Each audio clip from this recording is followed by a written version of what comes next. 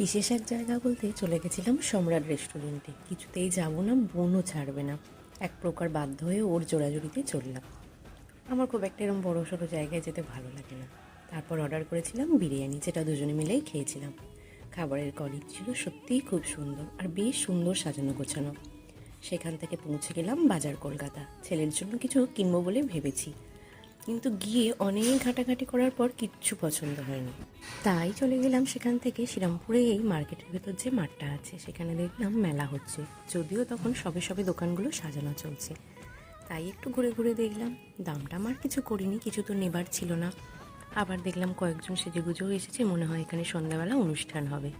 ছেলে তো খালি ভাবছে এখানে একটু ছেড়ে দিলেই বালিগুলো একটু ঘাঁটবো। ছেলে মানুষের বুদ্ধি। তারপর যাই হোক, আবারও দেখতে দেখতে স্টেশনে চলে এলাম। বাড়ি ফিরতে হবে, নাহলে তো আবার সন্দেহ হয়ে যাবে। চারিদিকে এত জামা কাপড় দেখে ছেলের বায়না, মা একটা কিছু কিনে দাও না, একটা কিছু কিনে দাও না। কিন্তু ওর বাড়িতে সব আছে, হলুদ পাঞ্জাবিও আছে পরার জন্য, তাই আর ওর জন্য কিচ্ছু কিনিনি।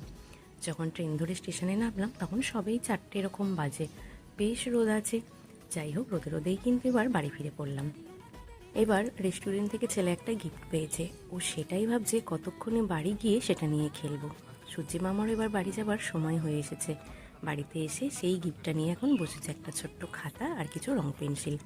বাচ্চাদেরকে মোবাইল থেকে দূরে রাখার জন্য দেখলাম একটা ওরা সুন্দর ব্যবস্থা করেছে, সেটাই এখন ছেলে নিয়ে বসেছে চুপ করে।